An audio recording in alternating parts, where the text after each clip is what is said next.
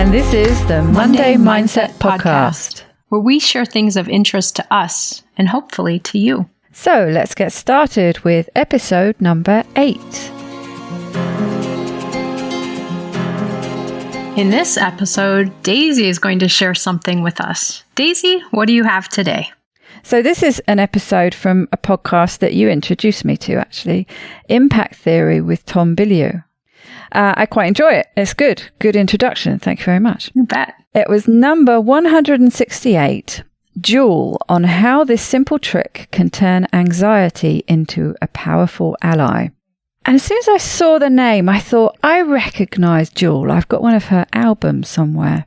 But did you know that she's not only a singer-songwriter, but she's an actor, best-selling author and poet. She's had a Cirque du Soleil show about her life. She's a philanthropist, and she's really big in the mindfulness movement and has recently made a documentary with Deepak Chopra called Mindfulness Movement. I didn't know those things about her. I did not know any of that, no. I was listening to the intro and it was like, wow, this woman is Superwoman. So that really stirred me up to, I was really excited about listening to the rest of it after that. Just not surprised. You shouldn't be surprised as someone has all these achievements. But just known her as a singer-songwriter. So it's just like, wow. She talks about different things, but the thing that I want to focus on, which is where she starts really, is what she calls the observer. And she tells the story of a period of time when she was homeless and she used to have lots of panic attacks and agoraphobia. And she talks about it in a lot more detail as she was living out of her car for a while, and then her car got stolen. She was on the streets and all these things, and, quite a story. She was getting all these panic attacks, really suffering from anxiety, and was determined to do something about it. And she was inspired by a quote from Buddha. Happiness doesn't depend on who you are or what you have. It depends on what you think. So she decided she was going to change her life one thought at a time. But the problem was her anxiety was making it really hard for her to track her thoughts. So she decided quite sort of randomly that she was going to watch her hands. This is really where the observer comes from, was born out of. But she laughs at this silly thing, but it's just what she decided to do. She was going to just watch her hands all the time and journal it. You can tell she's a poet. There are some lovely quotes that she comes out with during the podcast, and this is one of them. Your hands are the servants of your thoughts. It's your thoughts slowed down into action. So in a notebook, she would just write down everything about her hands, watching her hands. How she opened a door. She did this with her hands, that with her hands. But also then all the thoughts as well would just come tumbling out onto the page. And the biggest one that kept reoccurring was that she didn't believe in herself. But what she noticed was that through this process of watching her hands and writing it down in her notebook, her anxiety started to go away. And here's another one of her quotes. Fear is a thief. It takes the past and it projects it onto the future and robs you of the only opportunity you have to change. So she realized that when she was observing herself, her anxiety disappeared. And she has a little play on that quote. I think, therefore I am. I observe what I think, therefore I am. She goes on to expand on this, expand on the observer and these thoughts. And she says she is not her thoughts, but the observer of them. And when you're observing your thoughts, it creates this room, a gap between who you are and your thoughts. For example, you're not sad, but you're the observer of sad. She goes on from that to just talk about her view on mindfulness. And she says, if you have a thought, it's creating a gap before you act on that thought. And then she talks about this gap as a magical space where you can change. You can step in and form new neural pathways and starve old ones. She says, if you're being observant or curious, you're in a mindful state. If you're anxious, all you need to do is get really observant and curious, and that forces you into a mindful state and starts, calming you down a bit.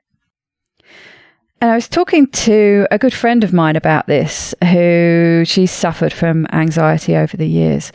And she told me a trick that she was taught to help bring you sort of back down if you're having a panic attack or if you're having a period of intense anxiety. And I don't know exactly what it's called, but it's basically a grounding technique. And I've seen it described as the 5-4-3-2-1 technique, something to do with the 5 senses. But basically, it's a grounding technique. And there are different ways you can do it. But the way she described was that you just need to slow down, take a breath, describe something you can see, describe something that you can hear. Describe something that you can smell, describe something that you can touch, describe something that you can taste. And by the time you've gone through that, the anxiety has slowed down a bit. And Jewel mentioned this actually, that something that she would do if she was in the middle of a panic attack. She said that she turned to gratitude, but she kind of describes a similar thing. She said that, I think it was where she used to live or something like that, but there was a lovely tree, I think, that she could see. And so she used gratitude, but also describing it. So just thinking about what she could see, what she could, she could hear the leaves in the breeze, this kind of thing. And that would just bring her back down to normal, as it were. So I just really like that. I just love the whole process. It just seems like a really simple thing, but had, a profound change. And I like that. This is kind of a bit of a reoccurring thing, isn't it? But something that's really small and easy to do. But just this image of the observer. And just by doing that, you create that gap, just that little bit of a buffer that gives you this space. It feels to me like just a breathing space and just a bit of a buffer between you and those anxious thoughts or whatever they are. Just a bit of a breathing space to be able to do something about it. It's very cool. Part of what you described sounds like she has a very more holistic way of responding to this with doing the observing and creating that pause. It also reminds me of a model that has been pretty popular, and it's referred to as the CTFAR model. Some people refer to it as the self-coaching model. Mm-hmm. So C is for circumstance, and really in the model they talk about the idea that circumstances are objective things. They're just information. Then the T in the model stands for thoughts. So what we think about this. And this often is triggered by the circumstance. Then those thoughts cause our feelings, which then cause our actions, which then come to the result. So we can really work in this model on changing thoughts in order to have different feelings. And so it sounds like in Jewel's way of processing this, by observing, she's able to interrupt the problematic thoughts rather than engage them and then have the resulting feelings, actions, and then results. So I'm kind of giggling on my side because I've been looking at this model lately for some other things, and now have this really cool way of thinking about what to do about it, or one way to help use a tool to interrupt that model and not go to those negative thoughts. Because oftentimes they're limiting beliefs or they're old thoughts based on past traumas or negative experiences.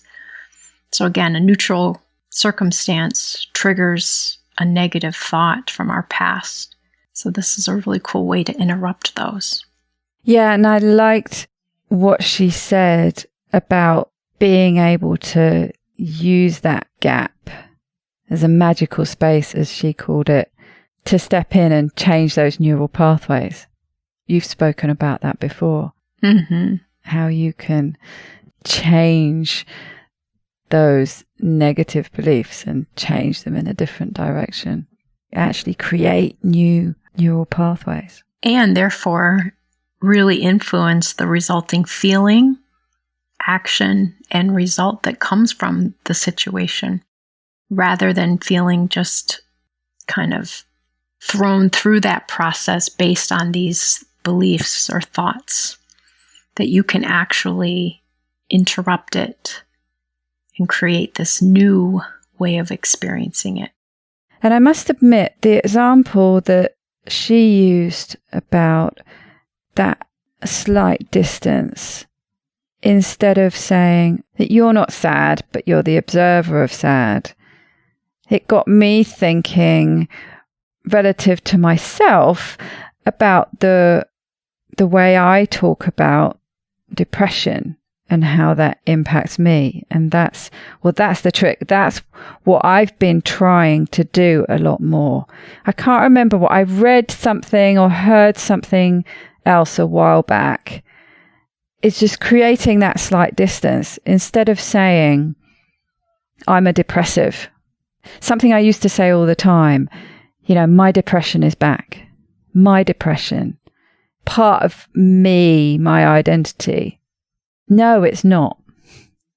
So that really resonated with me, that bit that she said, you're not sad, but the observer of sad.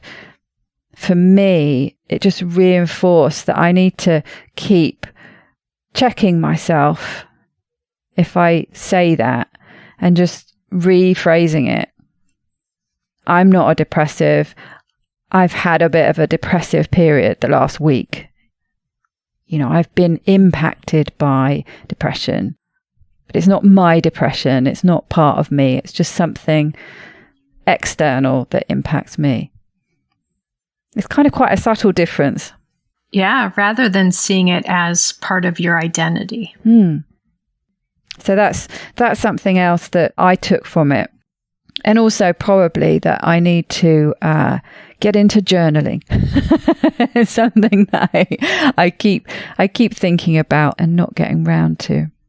I think in essence, one of the things that's important with the strategy is once you've created that space and you're in that observing place, you can then choose to interpret the information differently. So let's say I am starting to panic and I'm feeling, my breathing is getting more shallow, more rapid. Maybe my chest is tightening up. Then I can just observe that and say, my body thinks it needs to be stressing right now. Let me see if I can let it relax and use my breath to calm me. It's not necessarily, that example isn't changing the thoughts, but in some ways it is, because in that moment someone thinks I'm not going to be able to breathe. And so instead to just slow it down, observe it. Let me see if I can loosen these muscles and let my lungs move better. Yeah, for me, one of the things that it reminds me of actually was the kind of therapy I was in with my counsellor, where I would create characters for different parts. They're called the different parts, the techniques he uses. And I could create all these different parts and they would have names and I would often draw them. Now, funnily enough, that's how Keto Woman was born, but that's a different story. But so it kind of, now I'm thinking about it, it kind of reminds me a bit of that. And the observer is like one of your parts who's just observing, but ends up having this calming presence. It's almost like I'm kind of picturing her now. You know, she's the observer, she's wise and she's calm. And by going through this process that she did of watching her hands and writing things down and letting all her thoughts come out, this presence, but it was actually a part of her that kind of took control a bit and really helped her get through that. It sounds like she already had these threads that she was pulling. In the sense that she used to read very widely and things. It sounds like she was having the beginnings of this career that she's gone on to have in the mindfulness sphere. I find it very interesting, actually, now I think about it, seeing how, you know, it helped formed her. And actually, when I look at it in that frame, that was a real part of her that grew and emerged out of a period of time that was actually very traumatic when she was on the streets. And I think got attacked quite a few times and things like that. So it sounds like you've really made a connection with it of, again, kind of tapping into a part of yourself that can provide that safety and observing view and calmness to help you work to that next place. Yeah, I think I have. It's funny as when you come back to look on it afresh and different things strike you. Sounds really powerful. Yeah, she's very inspiring. I went out and I dug out the old CD after I'd listened to it. I knew I had this somewhere and reminded myself what her music was like. So yeah. Very cool. So on that note, I hope you have a great week, and I hope everyone else out there has a wonderful week too. Have a great week, everybody.